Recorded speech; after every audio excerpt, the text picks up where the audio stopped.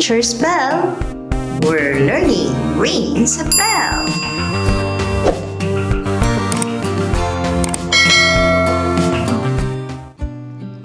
Good day, everyone! Welcome to Science 3 Revised K-12 Curriculum, Quarter 1, Week 3, Day 3. Our topic for today is predicting. Our learning objective is, by the end of this lesson, learners should be able to describe predicting as a science process skill. For our activating prior knowledge, if you blow air into a plastic bag and seal it, what do you think will happen when you squeeze it very hard? Yes, it will pop. Our lesson purpose is to observe teacher-led demonstrations, to notice what is happening, identify patterns in what you see to help make a smart prediction, and describe predicting as a science skill used to tell what might happen next based on patterns and observations. Lesson language practice. Unlock difficulties in understanding the following terms. A pattern is something that repeats or happens in a regular way. Examples are day and night. It is a pattern that happens every day. Stripes on zebras, black and white, black and white, black and white. And the heart beats in a steady, repeating rhythm. Would you like to touch your heart? Yes? Can you feel your heart beat? Yes, it is a pattern. Next is to infer. Infer means to make a smart guess based on what you see or know. Can you guess or infer about the picture? Yes, a classmate is touching his stomach with a sad expression. What do you think is wrong? Yes, we infer that he has stomach ache. Another example. How about this one? The student is smiling and gently rubbing his tummy with an empty lunchbox. Yes, we can infer that he has already eaten his lunch. This one. A baby and a broken crayon. What can you infer? Yes, we infer that the baby have broken the crayon. Future is the time that has not yet happened. We planted seeds today. What do you think they will look like in the future? Yes, the plants will grow in a few days. Write the letter of the synonyms of the following terms: pattern, infer, and future. A. Assume, guess. B. Coming, tomorrow. C. Repeating, order. Okay, let's answer it. For number 1, pattern. Our answer is yes, it is repeating. It is order. How about in number 2, infer? Our answer is yes, letter A, assume or guess or infer. Yes. For number 3, future is B. Science activity. Predicting. Infer what will happen next for our activity 1, melting ice in different places. Materials: 2 ice cubes, timer, sunny and shady spots. For our procedure, place 1 ice cube in the sun and 1 in the shade. Observe them for 10 minutes. Yes, that would be our activity.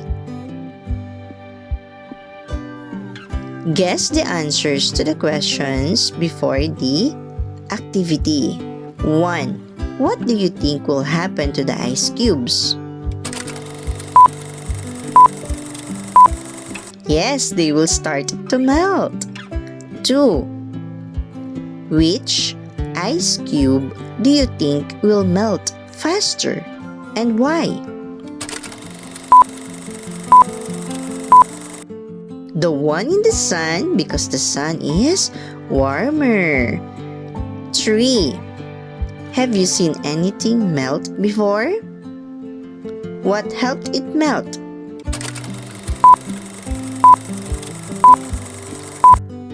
An ice cream. It melts because it's hot. Okay, let's go to other questions. So this is our discussion, observation after the activity. Number 4, what do you observe after 10 minutes? Yes, the ice in the sun melted faster than the one in the shade. 5. Was your prediction correct? Why or why not?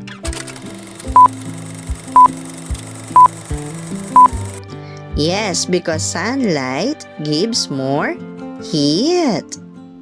Next, 6. What does this tell you about heat and melting? Heat makes things melt faster. 7. Where else do we see things melt in real life? Yes, in hot sidewalk or hot rooms. Good job! For our activity 2, mixing colors. Our materials are red, blue, and yellow paints. Our procedure: mix 2 primary colors and predict the result. Guess the answers to the questions before the activity. What do you think will happen if we mix red and blue? It will make purple. 2. What about yellow and blue? Why?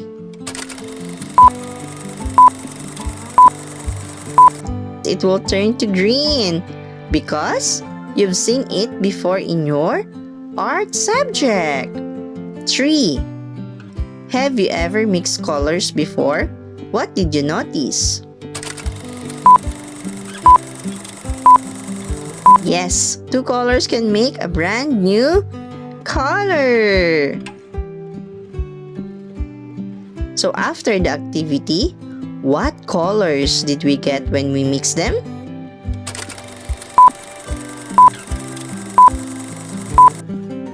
Red plus blue equals purple. Yellow plus blue is green. Were your predictions correct? What helped you decide? Yes, because you remembered your crayons and your paints and your art subject.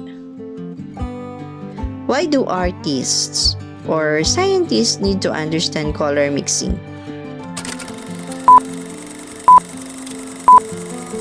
Yes, to create designs or show changes in experiments. 7. How might you use what you learned in real life? Yes, when painting or making art or designing something, we can use this learning. Good job, kids! Activity 3. Floating and sinking. Materials: tub of water, items like rock, leaf, spoon, coin, plastic ball. Procedure: place the objects into the water. Guess the answers to the questions before the activity. Which objects do you think will float? the leaf and the plastic ball. 2. Which ones will sink and why?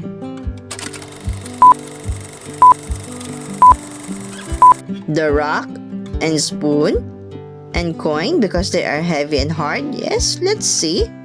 Okay. 3. What clues did you use to guess? Yes, if it's heavy or metal, it might sink. Okay, let's see that. Okay, let's start. Okay, observation after the activity. 4. What did you observe during the tests?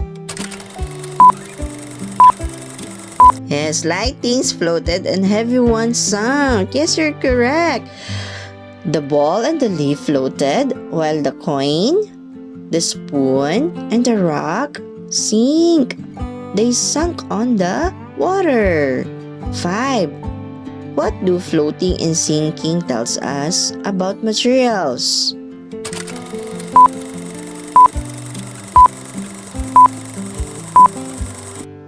Yes, that weight and shape affect how things move in water. 6. How could this experiment help boat makers?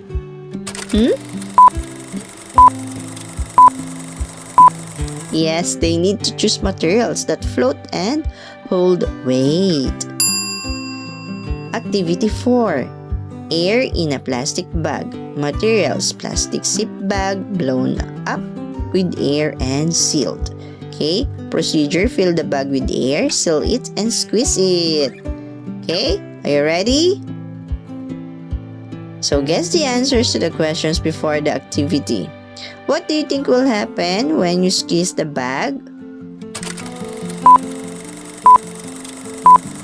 The air will push back or move inside the bag. Let's see. Is there something inside the bag even if we can't see it? Yes, there's air inside. What clues help you infer that air is there? The bag is puffed and feels full. Okay, let's see. So these are the observation after the activity. What happened when you squeeze the bag? It felt tight and the air moved inside. Yes. Was your guess correct? Yes, the air pushed against your hand. You can feel it using the sense of touch. Yes. 6. What do you infer about air from this activity? Air takes up space even though we can't see it. Yes. 7. Where else do we feel air pushing us in real life?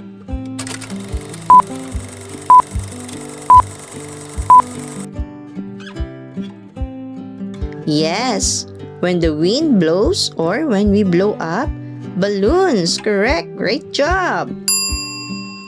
For our generalization, predicting means using what you know to make a smart guess about what will happen next. Predicting is essential to our daily lives because it helps us make smart decisions, stay safe, plan ahead, and solve problems based on what we already know or observed.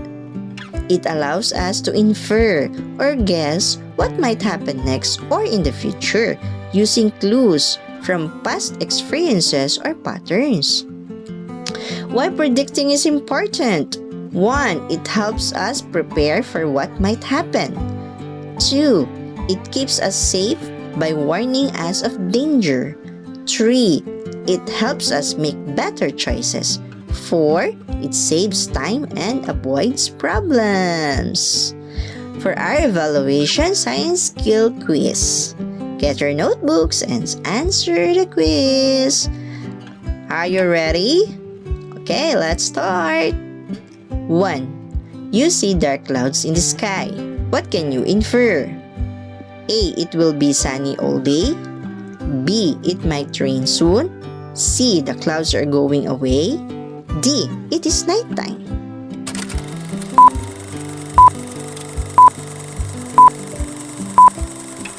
Two.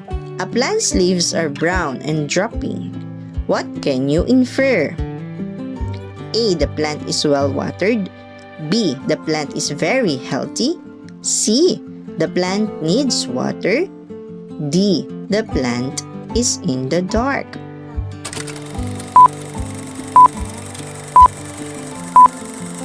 Three. You touch a metal spoon that was left in the sun. It feels hot. What can you infer? A. The spoon was in the freezer. B. The sun made it hot. C. The spoon is broken. D. The spoon is new.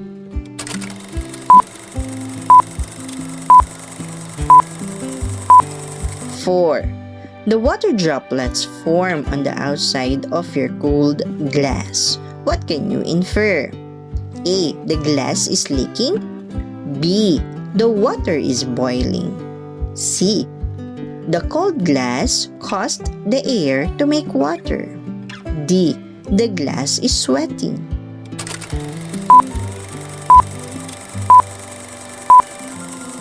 Five. You see traffic on the road ahead. What can you guess? A. You will arrive earlier. B. The road is closed forever. C. The road is not safe. D. You might be late.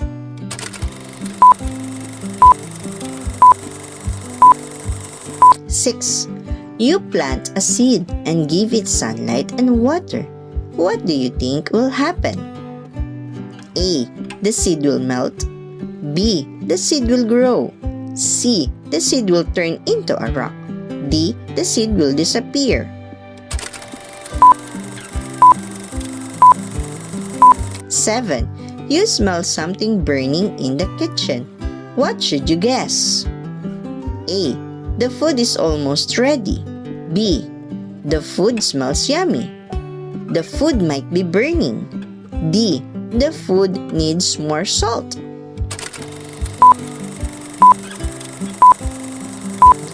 8. It's almost 12:10 in the afternoon and school starts at 12:10. What do you guess? A. You have lots of time. B. You might be late. C. The school is closed. D. You can take a nap.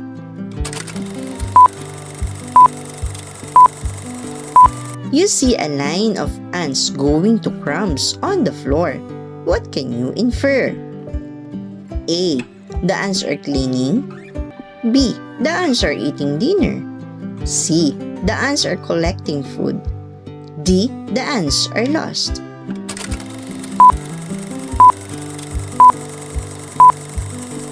Ten. A dog is panting and lying in the shade. What can you infer? A. The dog is hungry. B. The dog is cold. C. The dog is hot and cooling off. D. The dog is sleepy.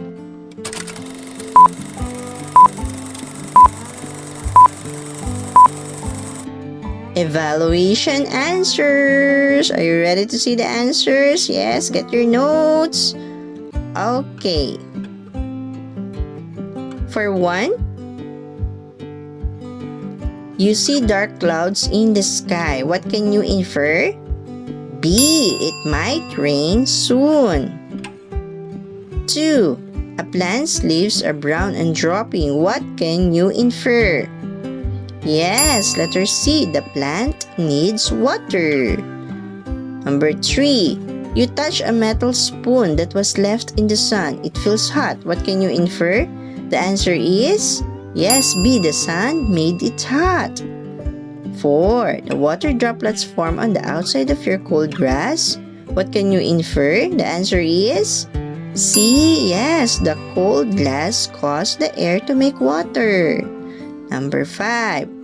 You see traffic on the road ahead. What can you guess? Yes, you might be late. Letter D. Number 6. You plant a seed and give it sunlight and water. What do you think will happen? The answer is B. The seed will grow. Correct. Number 7. You smell something burning in the kitchen. What should you guess? C. The food might be burning. Correct. Number 8. It's almost 12:10 in the afternoon and school starts at 12:10. What do you guess? Yes, you might be late. Letter B. Number 9. You see a line of ants going to crumbs on the floor. What can you infer? C. The ants are collecting food. Correct. Number 10. A dog is panting and lying in the shade. What can you infer? The answer is yes, the dog is hot and cooling off. Good job! Great job! Teacher's bell. We're learning rings a bell.